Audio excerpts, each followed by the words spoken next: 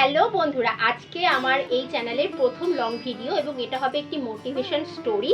যে স্টোরিটা শুধু বাচ্চাদের মায়েদের কাজে লাগবে না, যেটা বাচ্চাদের মোটিভেশন দেবে সেটা শুধু নয়, বড়দেরও কিন্তু খুব কাজের একটা ভিডিও। তো সবাই গল্পটা শোনো, আমার তো ভীষণ ভালো লেগেছে তাই গল্পটা তোমাদের সাথে শেয়ার করছি। বহু দিন ধরে দুটো পাথর রাস্তার ধারে পড়েছিল এবং সেখানে অবহেলায় নানা রকমের ধুলো বালি মেখে পাথরগুলো পড়ে থাকতো। তো সেই পাথরগুলো যেখানে ছিল তার থেকে কিছু দূরে কিছু বাসিন্দা বাস করতেন এবং তারা ঠিক করলেন যে তারা একটা মন্দির নির্মাণ করবেন এবং সেই মন্দিরে পাথরের গণেশ ঠাকুর তারা রাখবেন। তো সেই হেতু মন্দিরটা তৈরি হলো এবং সেখানে পাথরে গণেশ ঠাকুর প্রতিষ্ঠার জন্য একজন শিল্পীকে ডাকা হলো। তিনি এলেন এবং তাকে বলা হলো যে তার পছন্দ মতো একটা পাথর তিনি নিজেই জোগাড় করে নিয়ে যেন একটা সুন্দর তার মনের মতো একটা পাথরের গণেশ ঠাকুর তৈরি করে দেওয়া হয়। তো তিনি রাজি হয়ে গেলেন, পাথর খুঁজতে বেরিয়ে পড়লেন এবং যথারীতি রাস্তার ধারে বনের পাশে সেই দুটো পাথরকে দেখতে পেলেন এবং তার দেখে মনে হলো যে এই পাথর দুটো থেকেই হয়তো যে কোনো একটা থেকে ভালো মূর্তি তৈরি হবে। তো তিনি প্রথম পাথরটির কাছে এগিয়ে গেলেন এবং পাথরটিকে তুলে নিলেন। প্রথম পাথরটি যখন তিনি তুলে নিলেন তখন প্রথম পাথরটি মূর্তিশিল্পীকে জিজ্ঞাসা করলো যে আপনি কেন আমাকে তুলে নিচ্ছেন। তখন মূর্তিশিল্পী বললো যে তোমাকে দিয়ে সুন্দর একটা গণেশ ঠাকুরের মূর্তি তৈরি হবে এবং সেটা ওই যে দূরে মন্দির দেখতে পাচ্ছ সেখানে প্রতিষ্ঠা করা হবে। রাজি হলো না, কারণ সে বললো যে তাতে তার প্রচুর আঘাত লাগবে। মূর্তিশিল্পী বললো হ্যাঁ, আঘাত তো লাগবেই, কেননা ছেনি হাতুড়ি বিভিন্ন রকম যন্ত্রপাতি দিয়ে তাকে সুন্দর মূর্তিতে পরিণত করতে হবে, তো সেক্ষেত্রে আঘাত লাগবে। তো প্রথম পাথর বললো আমাকে দয়া করে নিয়ে যাবেন না। তো মূর্তিশিল্পীও খুব সহৃদয় ব্যক্তি, তিনি তাকে ওখানেই রেখে পাথরের কাছে গেলেন। তো দ্বিতীয় পাথরও একই কথা জিজ্ঞাসা করলো যে তাকে কেন নিয়ে যাওয়া হচ্ছে। মূর্তিশিল্পী বললেন তাকে মূর্তি নির্মাণ করার জন্য নিয়ে যাওয়া হচ্ছে, তাকে ওই মন্দিরে প্রতিষ্ঠা করা হবে। তো সেক্ষেত্রে দ্বিতীয় পাথর বলল যে ঠিক আছে, আমার কোনো অসুবিধে নেই। কিন্তু মূর্তিশিল্পী তাকে জানালেন যে তার কিন্তু আঘাত লাগতে পারে।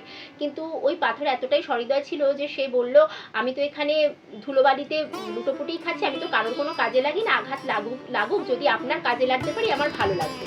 তো দ্বিতীয় পাথরটি কিন্তু রাজি হয়ে গেল এবং সেই হেতু মূর্তিশিল্পী তাকে কিন্তু নিয়ে গেলেন বাড়িতে। শিল্পী খুব সুন্দর একটি নিজের মনের মতো করে ওই পাথরটি থেকে একটি সুন্দর গণেশের মূর্তি তৈরি করলেন এবং তাকেই প্রতিষ্ঠা করা হলো সেই মন্দিরে। নানা রকম পুষ্পের মালা ফুল দিয়ে বিভিন্ন গহনা দিয়ে সাজানো হলো, প্রচুর ভোগ মিষ্টান্ন দেওয়া হলো, প্রচুর উৎসব হলো, তাকে ঈশ্বরের আসনে প্রতিষ্ঠা করা হলো, তার প্রাণ প্রতিষ্ঠা হলো। তা এবং সম্মানে সেই পাথরটি মনে মনে ভাবতে লাগলো যে আমি কোথায় এসে পড়লাম।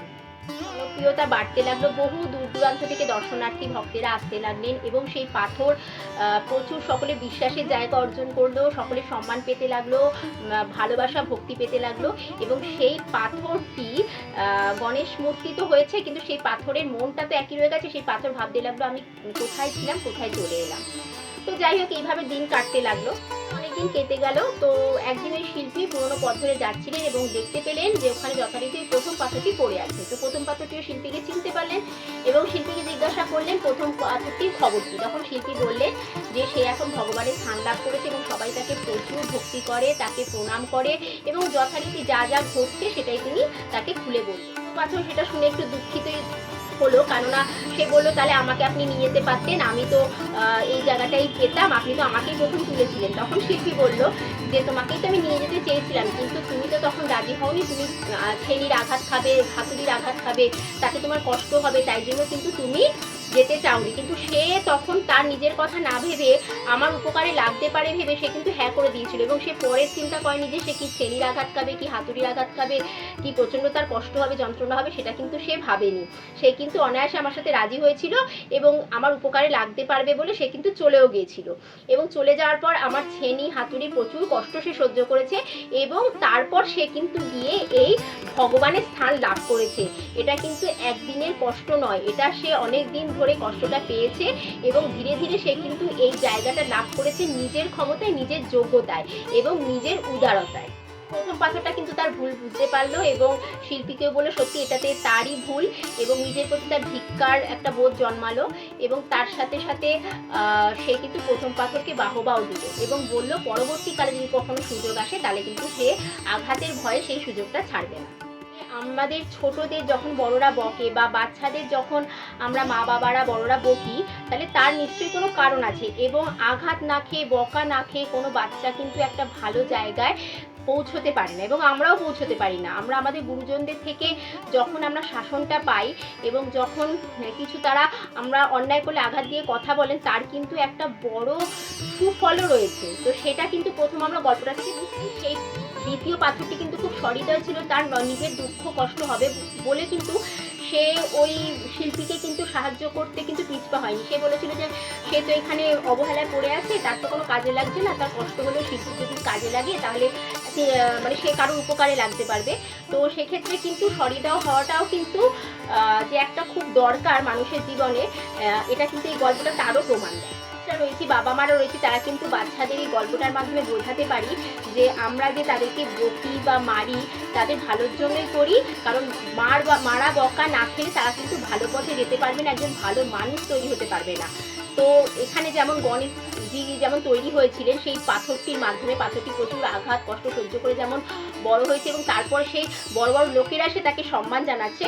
তো ঠিক সেরকমই আমাদেরও বাবা মাদের বাচ্চাদের বোঝানো উচিত যে আমরা যে তোমাদেরকে বকছি সেটা কিন্তু তোমাদের ভালোর জন্যই বলছি, কেননা সেই একটু আধটু আঘাত না পেলে কিন্তু তোমরাও সেই গণেশজির মতো ভালো স্থানটা কিন্তু অর্জন করতে পারবে না। তাই আমরা কিন্তু তোমাদের ভালোর জন্যই বকি, তার জন্য কিন্তু তোমাদের প্রতি আমাদের ভালোবাসা কিন্তু কমে যায় না। হিসাবে আমি বলতে পারি যে কষ্ট করলে তবেই কিন্তু কেষ্ট মেলে। ঠিক আছে, তো আজকের মতো ভিডিওটা এইটুকুই। আমার যদি এই মোটিভেশন স্টোরিটা ভালো লাগে এবং কারোর যদি মোটিভেশন স্টোরিটা কাজে লাগে, এটা কিন্তু ছোট বড় সকলের জন্য, তাহলে কিন্তু অবশ্যই চ্যানেলটাকে সাবস্ক্রাইব করে দিও। আরও সুন্দর সুন্দর মোটিভেশন এরকম ভিডিও পাওয়ার জন্য, গল্প পাওয়ার জন্য, সুন্দর সুন্দর ফানি ভিডিও এবং সুন্দর সুন্দর মোটিভেশন শর্টস পাওয়ার জন্য অবশ্যই কিন্তু চ্যানেলটাকে সাবস্ক্রাইব করে দিও ভালোবেসে। তোমাদের সাপোর্টটা ছাড়া কিন্তু আমি আমার পথে এগোতে পারবো না। এবং ভালোবেসে এই ভিডিওটাকে একটু লাইক করে দিও পারলে। ঠিক আছে, আজকের মতো টাটা। আর অবশ্যই কিন্তু কমেন্টে জানিও যে এই ভিডিওটা কাজের কিনা, এই গল্পটা কিন্তু কাজের কিনা। কেমন, আজকের মতো এখানেই টাটা।